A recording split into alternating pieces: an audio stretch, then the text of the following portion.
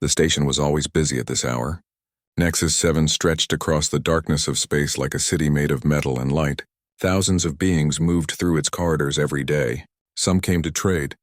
Others came to talk politics. All of them followed the rules of galactic society where everyone knew their place. Alex walked through the diplomatic quarter with a data pad in hand.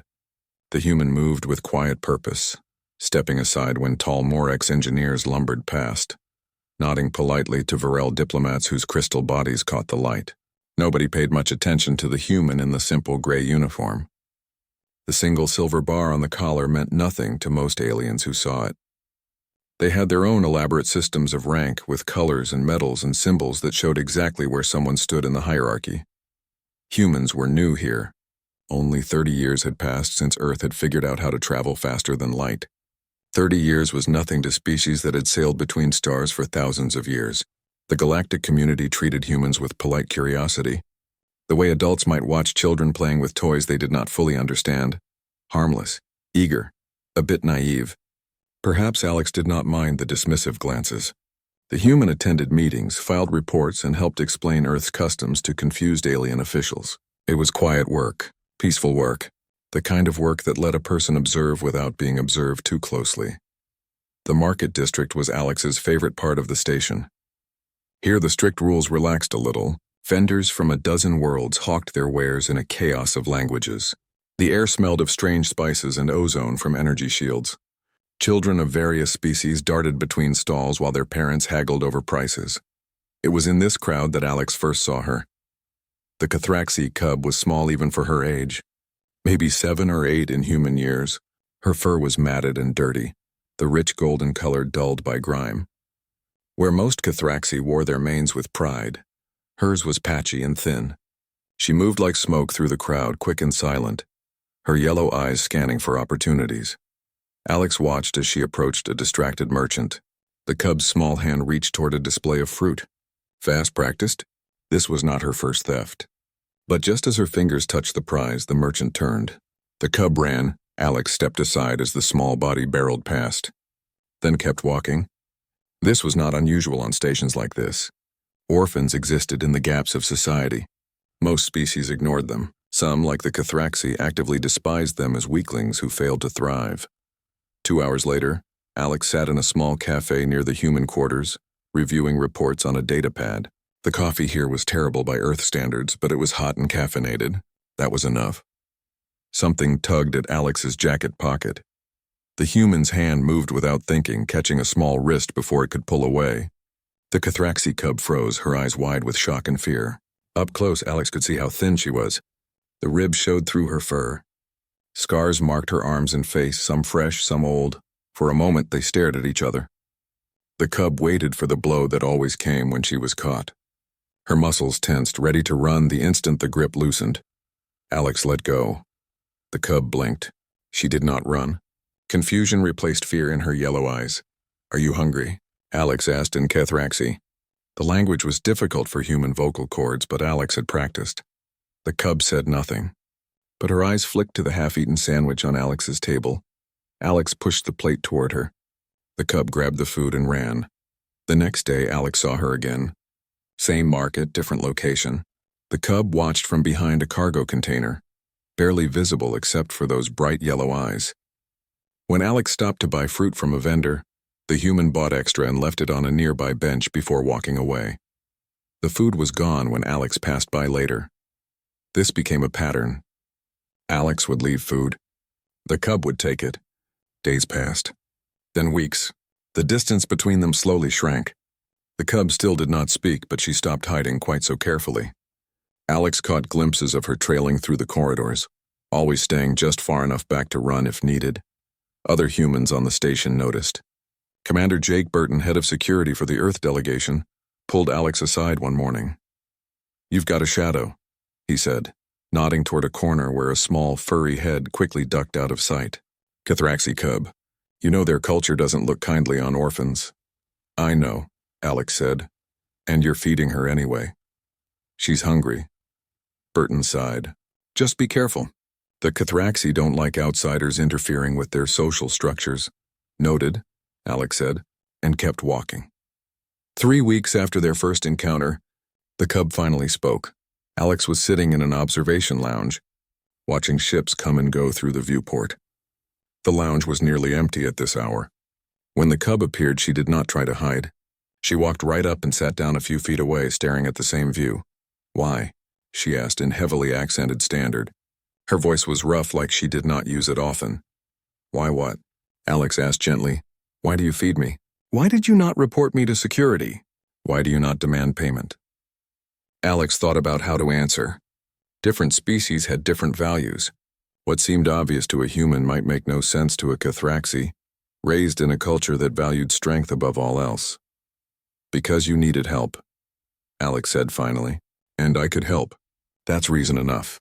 The cub frowned, her small face scrunching up in confusion. In her world, nothing came without cost.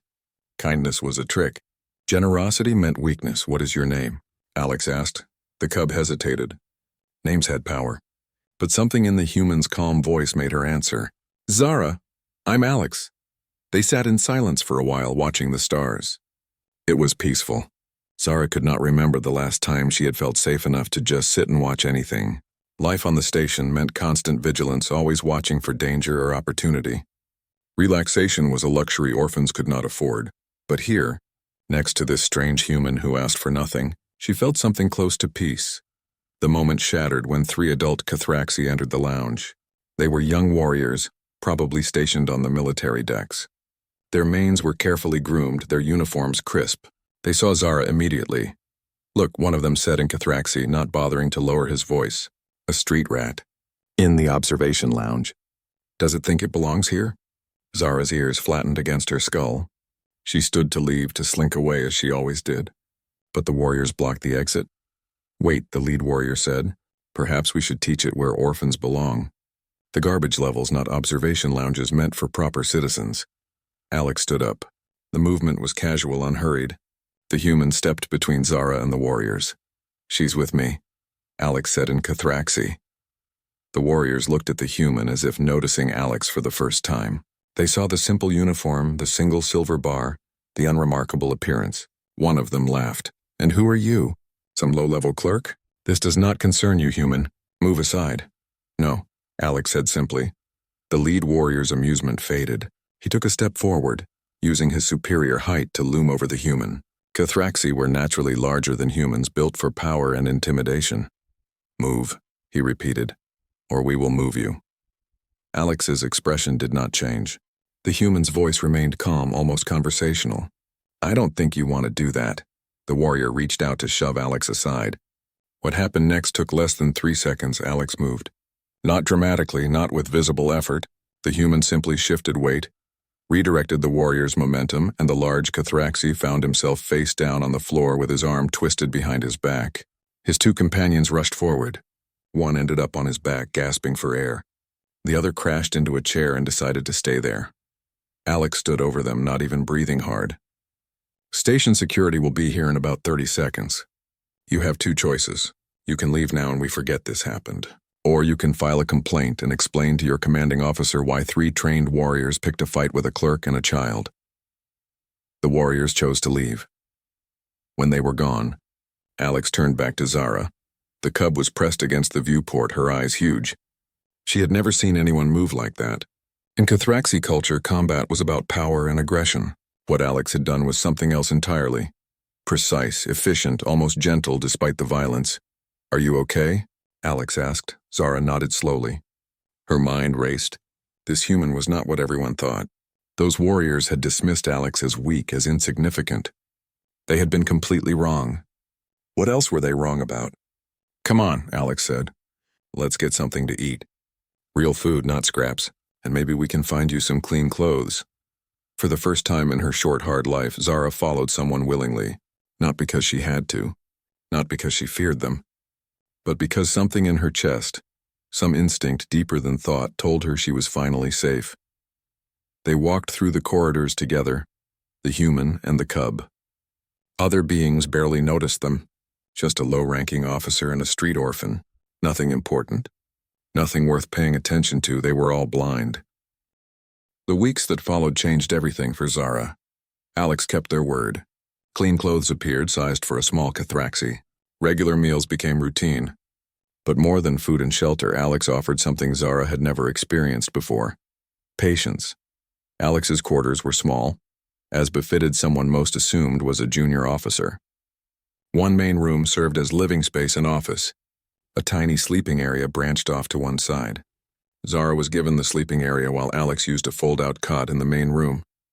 The cub protested at first, confused by this reversal of what should be proper. But Alex insisted with gentle firmness. At first, Zara barely spoke. Years of survival had taught her to stay quiet and invisible, but Alex never pushed. The human would talk casually about the day's events, about Earth, about nothing in particular. Slowly, Zara began to respond. A word here, a question there. The silence between them became comfortable instead of tense. One evening, about a month after moving in, Zara asked, "What is Earth like?" Alex looked up from a datapad. The human was working through reports, as always. "It's beautiful. Blue oceans that cover most of the planet. Green forests, mountains that touch the clouds. We have thousands of different cultures, hundreds of languages. Sometimes we fight each other, but we also help each other. Like you help me?" Zara asked. "Yes, humans believe in taking care of each other. Family, friends, sometimes even strangers. We're stronger together than apart." Zara thought about this. In Cathraxi culture, strength came from dominance. The strong ruled. The weak served or died. There was no concept of helping someone without getting something in return. Alex's words described a completely different way of thinking. "Will you teach me to read human writing?" Zara asked suddenly. Alex smiled. "I'd be happy to." The lessons began the next day. Alex started with simple words and basic grammar. Zara absorbed everything with fierce concentration. She had never been to school. Cathraxi orphans learned to survive, not to read. But her young mind was sharp and motivation ran deep. This knowledge was power. Not the physical power her people valued, but something else: understanding. Math came next, then history. Alex taught her about Earth's past, about wars and peace treaties, about leaders who chose cooperation over conquest. The human shared stories of people who changed their world not through violence but through ideas and courage. Other species on the station noticed the arrangement. Most found it strange.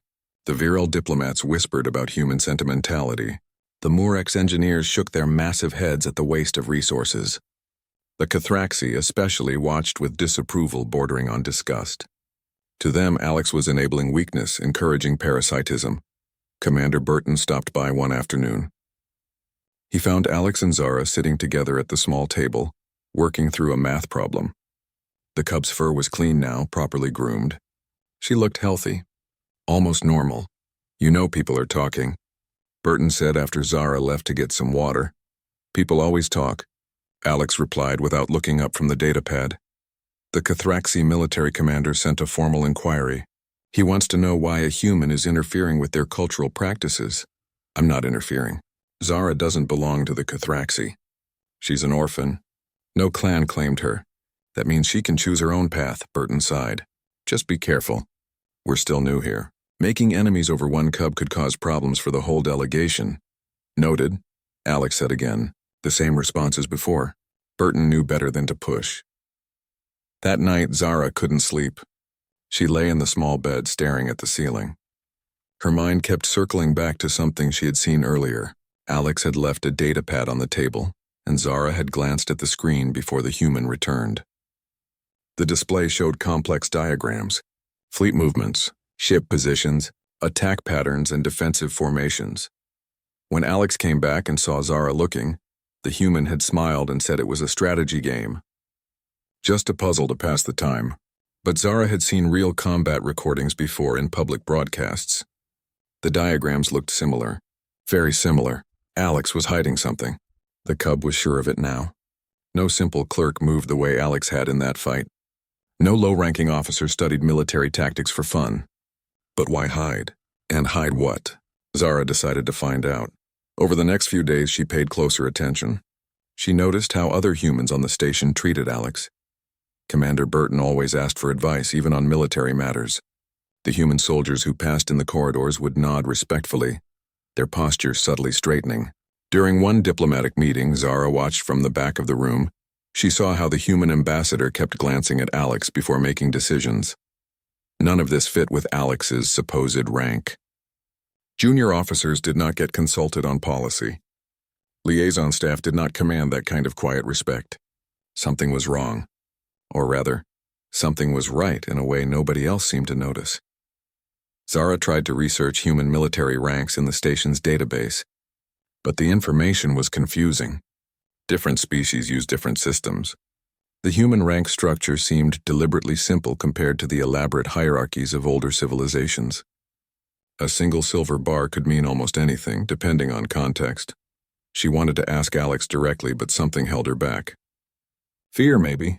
Not fear of punishment. Alex had never raised a hand to her, never even raised their voice. But fear of losing this.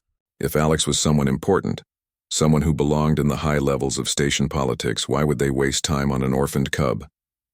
What if asking questions made Alex realize Zara was not worth the effort? So Zara kept quiet and kept watching. 2 months after she moved in with Alex, the incident happened. Zara was walking back from the education center where Alex had enrolled her in basic classes. She was alone. Alex was in meetings all day, so Zara knew the route well. Down the main corridor, through the commercial district, then up 2 levels to the human quarters. 3 Cathraxi adolescents were waiting near the lift. Zara recognized them immediately.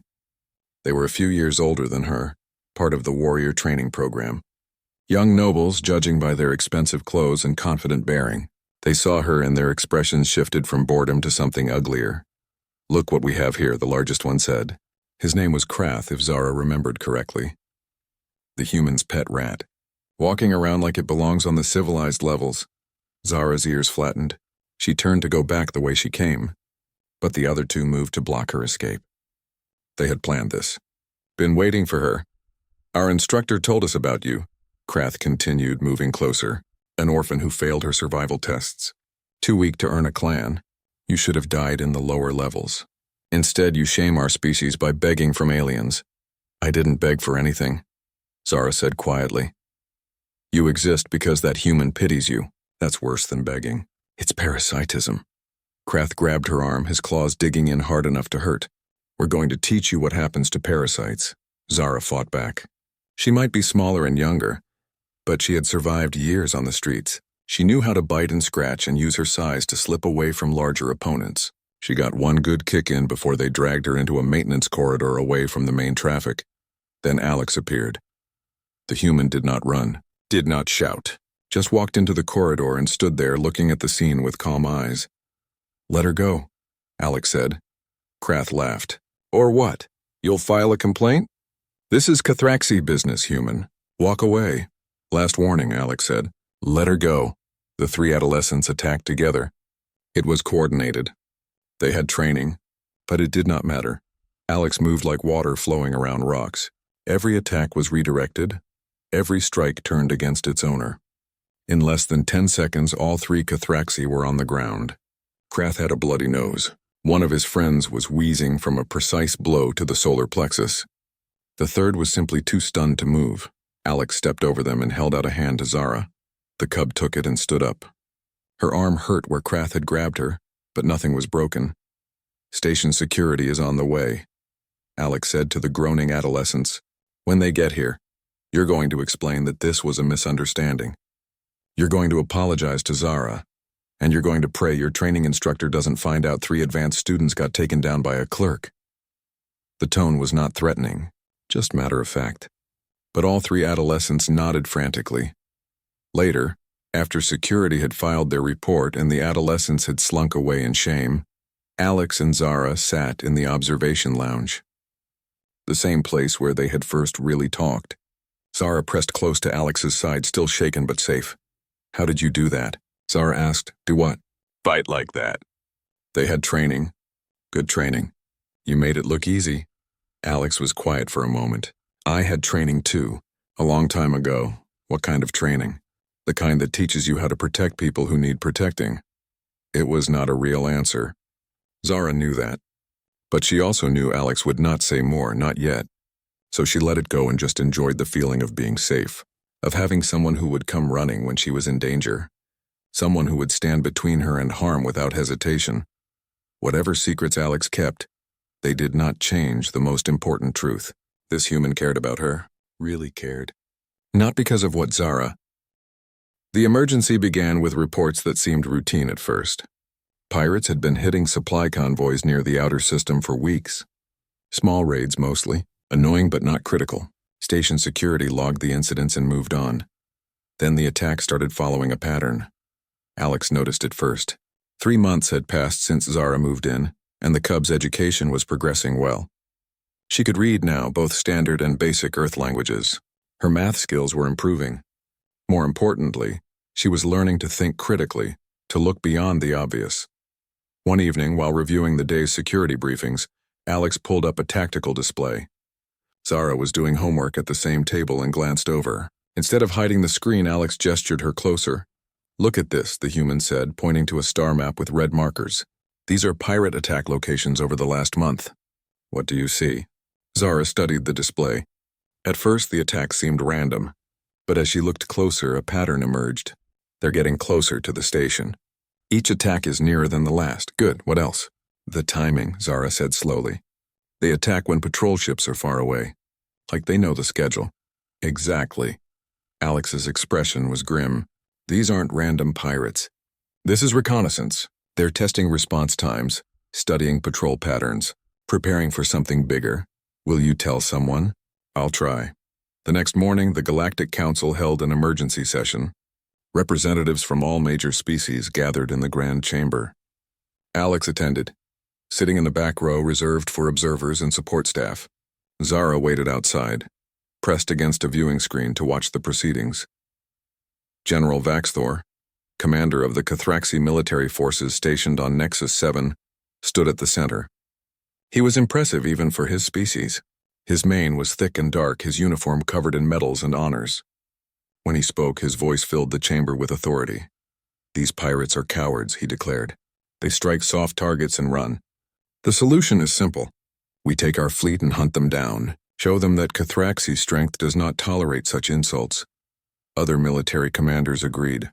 The virile diplomats raised concerns about leaving the station undefended, but Vaxthor dismissed them. "We have defensive systems, automated weapons, a skeleton crew can manage. This requires decisive action, not timid waiting." From the back row, Alex stood. "May I speak?" Heads turned. Most council members looked surprised that anyone from the observer section would interrupt. Vaxthor's expression showed clear annoyance. "This is a military discussion," the general said. "Observers may watch, not participate." "I understand, General, but I believe the pirate attacks are not random raids. They're reconnaissance for a larger assault. Taking the fleet away from the station would leave it vulnerable exactly when it needs protection most." Vaxthor laughed. It was not a kind sound. "And what would a human clerk know about military tactics? Your species has been flying between stars for what, 30 years? We Cathraxi have waged wars for millennia. I think we understand combat better than you understand filing reports." Several council members chuckled. Alex remained standing, face calm. "I understand your position, General. I'm simply suggesting caution. Perhaps keep half the fleet in reserve while the other half patrols."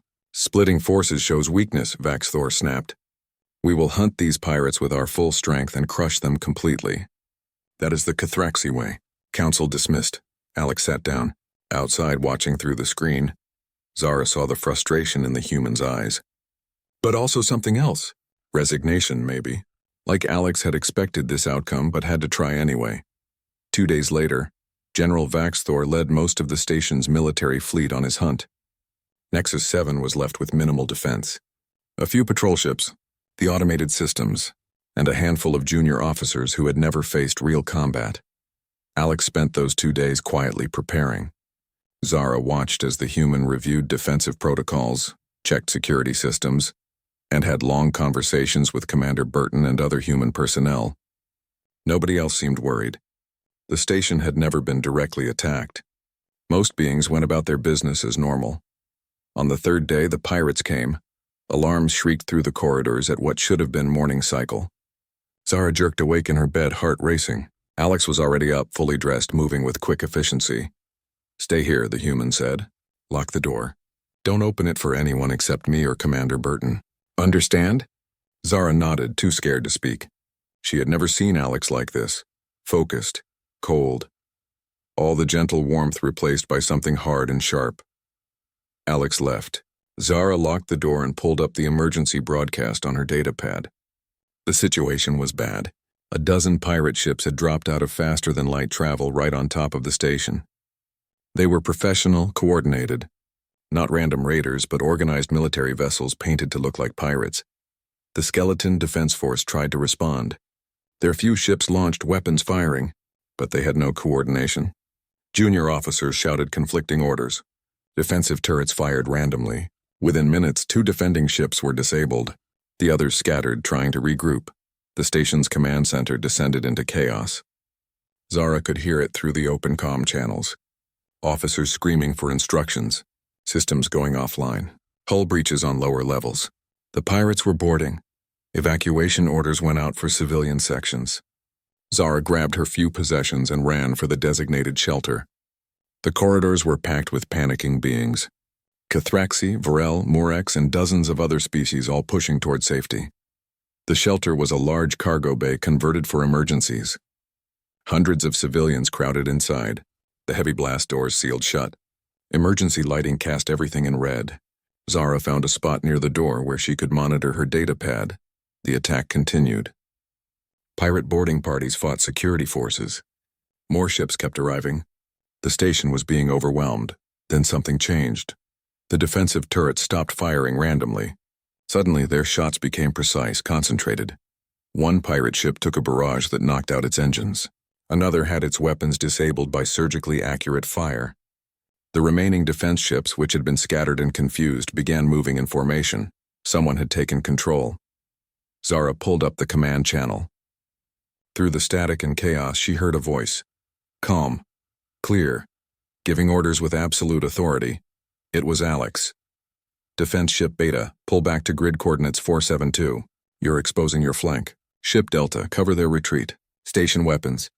Concentrate fire on the lead cruiser's port side. Their shields are weak there. All boarding teams, fall back to checkpoint 3 and establish crossfire positions. The orders came fast and precise. Every command built on the last. Ships that had been fighting separately became a coordinated unit. Defensive turrets that had wasted ammunition now made every shot count. Security forces stopped trying to hold everywhere and instead created strategic choke points. The pirates had expected chaos. They got organized resistance. Zara watched through her datapad as the battle turned, slowly at first, then faster. One pirate ship broke off and fled, then another. Their boarding parties found themselves trapped and surrounded. Within an hour of Alex taking command, the attack was falling apart. The remaining pirate ships jumped away, abandoning their troops.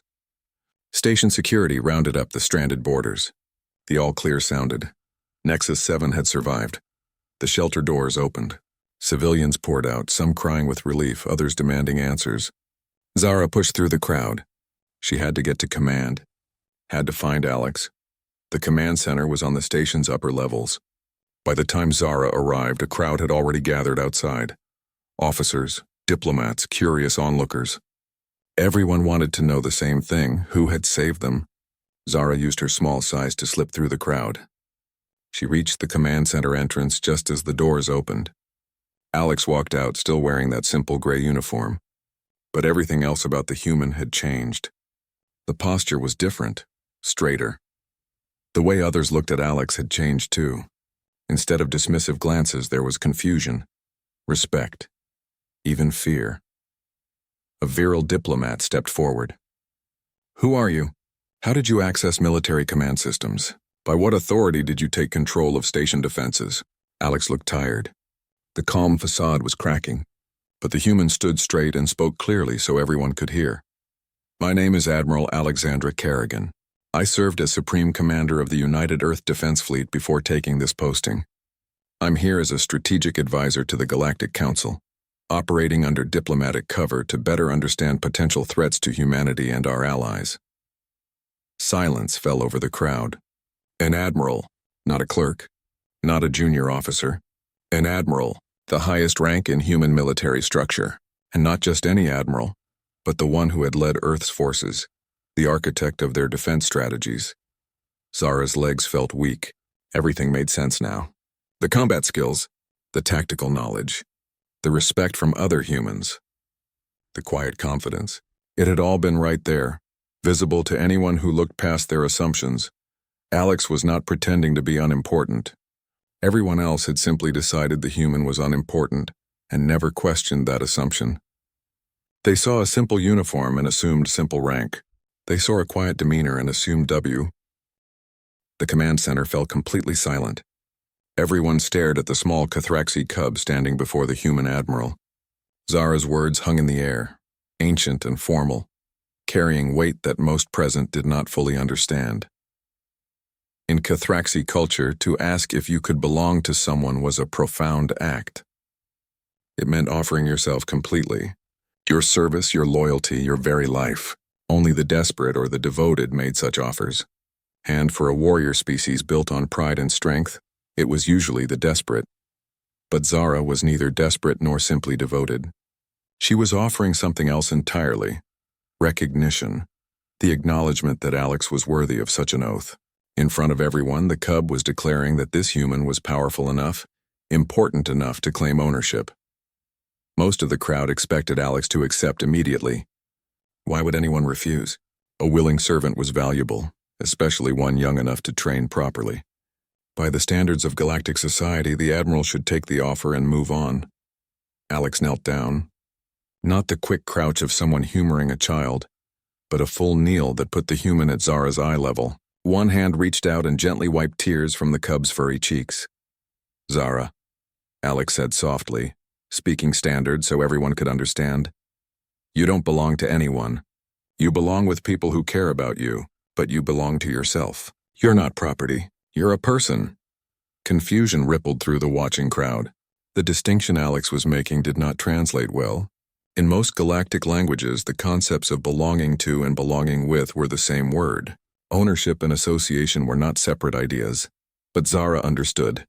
3 months of learning human concepts, of hearing stories about Earth where people chose their own paths, where children were protected rather than owned. She knew exactly what Alex meant. The cub's voice was small but steady. Can I be part of your family? Alex pulled her into a fierce hug. Yes, always yes. The crowd did not know how to react. Some species recognized the emotional weight of the moment, even if they did not fully grasp its meaning. Others remained confused. The Varel diplomat cleared their throat, attempting to restore some kind of order to the situation. Admiral Kerrigan, they said, while we are grateful for your assistance during the crisis, there are many questions that require answers. Your presence here under false pretenses, your unauthorized access to military systems, the implications for diplomatic relations between Earth and the Galactic Council. Alex stood, keeping one hand on Zara's shoulder. The gentle guardian had been replaced by the military commander once again. I understand. I'll provide a full briefing to the Council, but first I need to ensure all civilians are accounted for and secure. Commander Burton's status report. Burton stepped forward, datapad in hand. All civilian shelters reporting safe. Minor injuries only. Security teams are still clearing the lower levels where pirates boarded, but we've captured most of them. No casualties among our forces. Good work. Have medical teams sweep all areas just in case. And someone contact General Vaxthor's fleet. They need to know what happened here. The virile diplomat bristled. You do not have authority to issue orders to station personnel. Actually, a new voice said, the Admiral does. Everyone turned. The human ambassador was pushing through the crowd. He was older than Alex, his hair gray, his face lined with age. But he moved with purpose and his credentials were unquestionable. Earth's official representative to the Galactic Council, Ambassador Crawford, the Varel acknowledged. Perhaps you can explain why Earth saw fit to place a military commander on this station without informing the Council. Crawford smiled, but it was not a warm expression. Admiral Kerrigan was assigned here with full diplomatic credentials. Those credentials include emergency military authority in the event of a crisis, which, if you'll notice, just happened. The Admiral's actions were completely legal under Council charter. But the deception, another diplomat protested, pretending to be a simple liaison officer. Admiral Kerrigan never lied about rank, Crawford said. That single silver bar is the correct insignia for a human admiral. If other species assumed it meant something else, that's their error, not our deception. Murmurs spread through the crowd. Several beings pulled up reference materials on their datapads, checking human military insignia. It was true. The simple silver bar that everyone had dismissed as junior rank was actually their highest military position. The humans had not hidden it. They had just not advertised it either. Why? Someone asked. Why send your supreme military commander here in disguise? Alex spoke up. Because Earth is new to galactic politics. We needed to understand how things really work, not how they're presented in official meetings. By appearing unimportant, I could observe genuine behavior, see which species could be trusted, identify potential threats. And did you identify threats? The Varel asked. Yes. These pirates weren't random criminals. Their ships were too well coordinated, their equipment too advanced. Someone supplied them. Someone with access to council intelligence because they knew exactly when our defenses would be weakest. That caused a stir. Accusations of corruption were serious. But before the crowd could descend into arguments, heavy footsteps announced a new arrival. General Vaxthor pushed through the crowd. The Cathraxi commander looked furious. His mane bristled. His claws were extended. He stopped directly in front of Alex. You, he growled. The clerk who questioned my strategy, you knew. You warned us this would happen. I suspected, Alex said calmly. The pattern was clear to anyone looking. I dismissed you, called you ignorant, and you let me. Vaxthor's voice was tight with controlled rage, not at Alex but at himself. You could have revealed your rank, forced me to listen. Instead, you allowed me to make a fool of myself. Would you have listened if I had revealed my rank? Alex asked. Or would you have seen it as a challenge? A human trying to show superiority over Cathraxi military tradition? Vaxthor said nothing. They both knew the answer. Pride would have made him reject Alex's advice even harder. Your tactical response was impressive, the general said finally. I monitored the battle on our return. You turned a disaster into a victory with minimal casualties. That takes skill. It was the closest thing to an apology a proud Cathraxi warrior could offer. Alex accepted it with a nod. Perhaps, Vaxthor continued, you would be willing to share your defensive strategies with our military. We could learn from human tactics. I'd be honored, Alex said. The general's eyes dropped to Zara, still standing close to Alex's side. His expression was difficult to read. In Cathraxi culture, orphans were failures, but this orphan had chosen to align herself with someone who had just proven incredibly capable. That changed things. The cub, Vaxthor said. She asked to belong to you. You refused. I didn't refuse, I clarified. She doesn't belong to me like property. She belongs with me like family. I do not understand the difference. I know, Alex said simply, but maybe that's something else we can teach each other. Over the next several hours, Alex gave a full briefing to the council. The admiral laid out everything, the mission parameters, the observations made over 3 months, the assessment of various species and their trustworthiness. Some counselors were angry about the deception, others were impressed. All of them recognized that they had drastically underestimated humanity. Earth was not naive, not weak, not unsophisticated. They were strategic in ways other species had not expected. They valued subtlety over display, function over form, results over glory, and they sent their best military mind to observe and learn, trusting that patience would teach them more than demands ever could. When the briefing finally ended, Alex returned to their quarters. Zara was waiting, curled up on the small couch. The cub had been through too much. The attack, the revelation, the emotional moment in front of hundreds of witnesses. She was exhausted. Alex sat down beside her. Zara immediately pressed close, seeking comfort in the familiar presence. Why didn't you tell me? Zara asked quietly. Would it have changed anything? Alex asked. I don't know. Maybe. I might have been too scared to approach you, or too in awe to talk normally. Exactly. I didn't want you to see an admiral. I wanted you to see someone who cared about you, just you. Not because of what I could gain or what you represented, but because you were a child who needed help. Zara thought about that. In her culture, nothing was ever that simple. Everything had a purpose, an angle, a transaction. The idea that someone powerful would genuinely care about someone weak without expecting anything in return was alien. Foreign, strange, but it was also wonderful. What happens now? She asked. Now things change. I can't maintain my cover anymore. The council will assign Earth a proper military liaison. I'll probably take a more visible role as strategic advisor, And you'll continue your education? Will I have to leave? Never, you're family now. That doesn't change because my job title does. Zara relaxed against Alex's side. Outside, the station was recovering from the attack. Crews worked to repair damage. Security interrogated captured pirates. Diplomats argued about implications and policy changes. But in this small room, none of that mattered. Here there was just a human and a Kithraxi cub, a family that made no sense by galactic standards but worked perfectly by human ones. 6 months passed. Nexus 7 recovered from the pirate attack and returned to its normal rhythm. But nothing was truly the same. The galaxy had learned that humanity was more than a curious newcomer.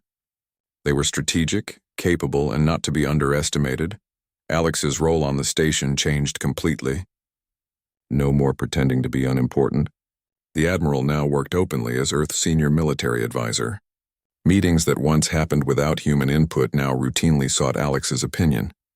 Defense strategies were revised to incorporate human tactical approaches. General Vaxthor became an unlikely ally. The proud Kithraxi commander had learned humility from his mistake. He met with Alex regularly, trading knowledge. Kithraxi aggression tactics combined with human defensive strategies created something new and effective. Their partnership surprised everyone, including themselves, but the most significant changes happened in smaller, quieter ways. Zara grew. Not just physically, though she was healthier and stronger than ever before. She grew in confidence and knowledge. Her education accelerated under Alex's guidance and the tutors the human hired. Math, science, history, languages, she absorbed everything with fierce determination. Alex also arranged for combat training, not the brutal Kithraxi method that focused on dominance, but human martial arts that emphasized control and protection. Zara learned that strength was not about hurting others. It was about defending those who could not defend themselves. The formal adoption process took 3 months to complete. Human law was straightforward. Kithraxi law was complicated, but Ambassador Crawford pushed it through with diplomatic pressure and legal expertise. When the documents were finally signed, Zara officially became Zara Kerrigan, a human family name for a Kithraxi child. It should have been strange. Instead, it felt exactly right. Other changes rippled across the station. Word spread about the human admiral who had taken in an orphan. Not as a servant, not as property, but as family. Some species dismissed it as human sentimentality. Others found it fascinating. More orphans appeared. Not just Kithraxi, but children from a dozen species who had fallen through society's cracks. They gathered near the human quarters, watching from a distance, hoping. Not all of them could be saved. But the human delegation established education programs and support systems. Commander Burton coordinated with station social services to create better safety nets. Humans, it turned out, had a talent for seeing value where others saw only problems. They built bridges between the forgotten and the future. Some species called it weakness. Others began to call it wisdom. One afternoon, Zara sat in on a diplomatic meeting. Alex had started bringing her to observe, teaching her about politics and negotiation. The meeting was boring, mostly trade agreements and shipping schedules. But Zara paid attention anyway, learning how different species communicated. After the meeting ended, a virile diplomat approached. Their crystalline body caught the light as they moved, creating small rainbows on the walls. "Young Kerrigan," the diplomat said, "I have watched your progress with interest. You learn quickly." Zara stood politely. She had learned proper diplomatic etiquette. "Thank you, honored delegate. Tell me, do you consider yourself Kithraxi or human?" It was a test question. Zara recognized it immediately. The diplomat wanted to see how she defined herself. In galactic society, identity was usually fixed by biology, but humans thought differently. "I'm both," Zara said carefully. "I was born Kithraxi. That's part of who I am. But I'm being raised human, learning human values. That's also part of who I am. I don't have to choose one or the other." The viril's eyes glittered. A diplomatic answer. "Your guardian teaches you well." They paused. "Many of my people initially disapproved of the Admiral's deception. We value honesty and communication, but we have come to understand that sometimes truth is layered. Admiral Kerrigan never lied. We simply did not ask the right questions." "Alex says that assumptions are dangerous," Zara offered. "People see what they expect to see. Sometimes you have to look deeper." Wise words for one so young.